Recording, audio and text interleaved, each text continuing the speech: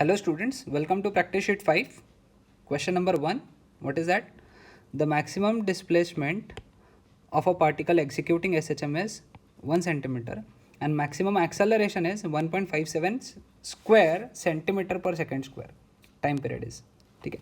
Maximum displacement मतलब amplitude कितना दिया हुआ है 1 सेंटीमीटर और ए मैक्सिमम एक्सेलरेशन ठीक है and that is given to be 1.57 square centimetre per second square ठीक है. हमको क्या निकालना है यहाँ पे टाइम पीरियड. अब ए मैक्स का फॉर्मूला क्या है. A max is equal to omega square a ठीक है. तो therefore 1.57 square is equal to omega square into 1 which means omega square is equal to 1.57 square and omega is equal to 1.57 radian per second. Okay, now calculating time period. Okay, time period is equal to 2 pi by omega, that is equal to 2 into pi कितना है 3.14 and omega is given to be 1.57. 1.57 2s are 3.14, so time period come out to be 4 seconds. So answer is 4 seconds. Question number 2. A block of mass m rests on a piston executing SHM of time period 1 second. Okay, यहाँ पे time period दिया हुआ है 1 second. The amplitude of oscillation so that the mass is separated from the piston is ठीक है. एक imagine करो एक ऐसा पिस्टन दिया हुआ है यहाँ पे है ना, इस तरीके से एक पिस्टन दिया हुआ है, इसके ऊपर ये एक ब्लॉक है ना.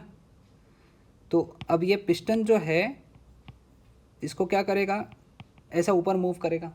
ओके अब एक समय ऐसा आएगा पिस्टन का, अगर तुमने इतना स्पीड दिया उसको, इतना और अच्छा स्पीड दिया उसको कि ये जो ब्लॉक है, अगेन ये मैंने ड्रॉ किया, ये ब्लॉक, इस पे लगने वाले जो फोर्सेस है, एक है जी और ये हो गया ए मैक्सिमम एक्सेलरेशन, जो बाहर की तरफ फोर्स लग रहा है लेट अस से. ओके तो बाहर की तरफ का एक्सेलरेशन हो गया ए मैक्स. ओके ये ब्लॉक जो ब्लॉक है ये वाला, ये ब्लॉक जो है इस पिस्टन को लीव तब करेगा जब कंडीशन क्या बनेगी, ए मैक्स इज ग्रेटर देन और इक्वल टू जी. कंडीशन ध्यान में आएगा, बहुत इंपॉर्टेंट है कंडीशन. ये सरफेस को यहाँ पे तभी लीव करेगा जब ए मैक्स जो है जी से ज़्यादा हो जाएगा या इक्वल रहेगा, क्योंकि तभी वो क्या करेगा, पिस्टन की जो सरफेस है उसको लीव करके छोड़ देगा, बाहर चल जाएगा, लीव कर देगा you can say. Okay a max कितना होता है omega square a, that should be greater than और equal to g. Omega square यानी क्या रहेगा 4 pi square t square a should be greater than और इक्वल टू जी. ओके अब substitute करेंगे सारे वैल्यूज़. ओके वैल्यू सब्सटीट्यूट किया, 4 pi square नहीं डालेंगे हम लोग, t square, time period 1 second दिया हुआ है तो 1 सेकेंड यानी 1 square a should be greater than और equal to g. Generally pi square is nearly equal to g you can से.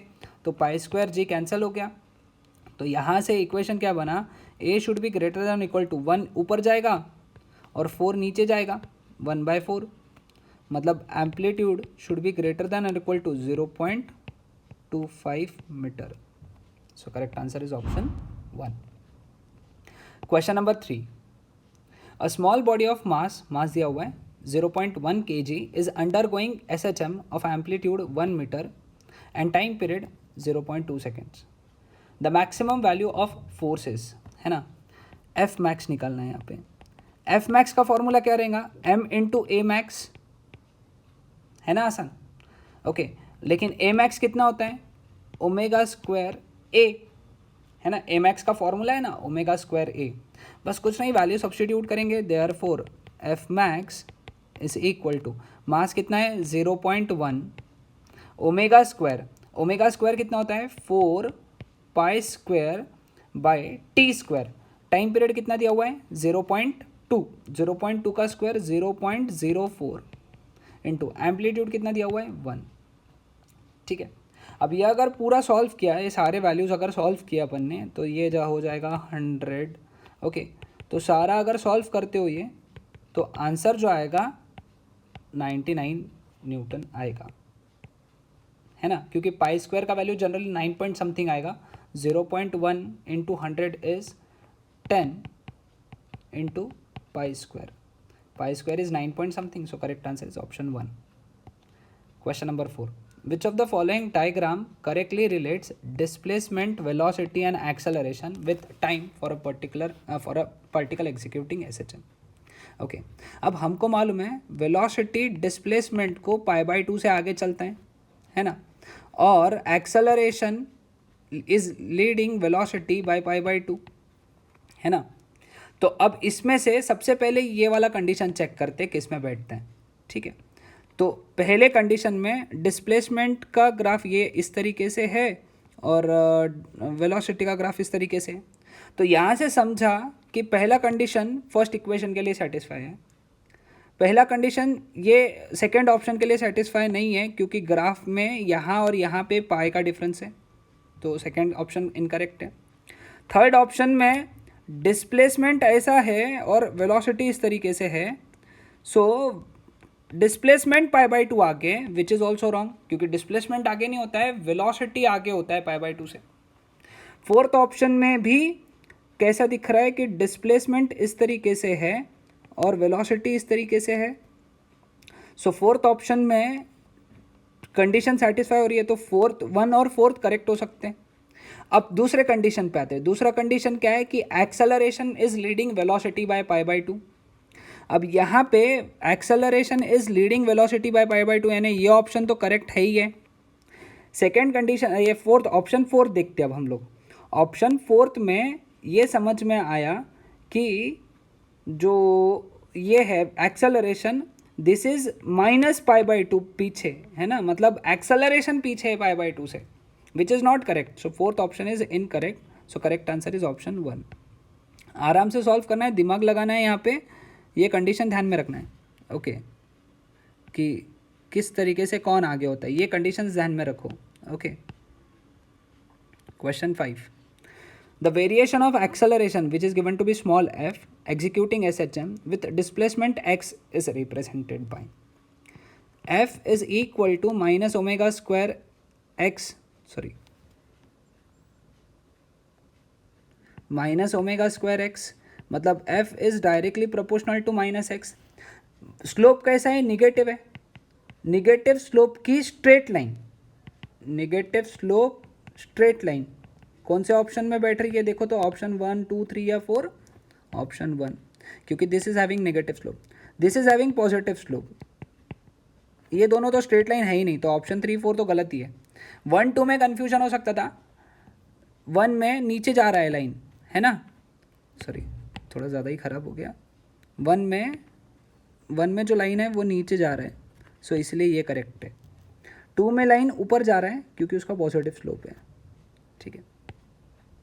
Question number 6, the displacement time graph of a particle executing SHM is shown in figure, which of the following statements is false, है ना। अब यहाँ पे displacement से समझ में आया, ये 0 पे डिस्प्लेसमेंट इज मैक्सिमम यानी एक्सट्रीम पोजीशन, T/4 पे मीन पोजीशन, T/2 पे एक्सट्रीम पोजीशन, 3T/4 पे मीन पोजीशन और T पे वापस एक्सट्रीम पोजीशन, ठीक है।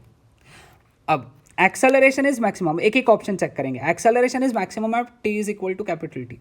अब एक्सेलरेशन मैक्सिमम जो है ये एक्सट्रीम पोजीशन पे होता है, तो एक्सेलरेशन मैक्सिमम कहाँ रहेगा, ओके, एक्सेलरेशन मैक्सिमम कहाँ रहेगा, T is equal to T पे एक्सट्रीम पोजीशन पे है, एक्सट्रीम पोजीशन पे एक्सेलरेशन मैक्सिमम होता है, सो दिस इज करेक्ट।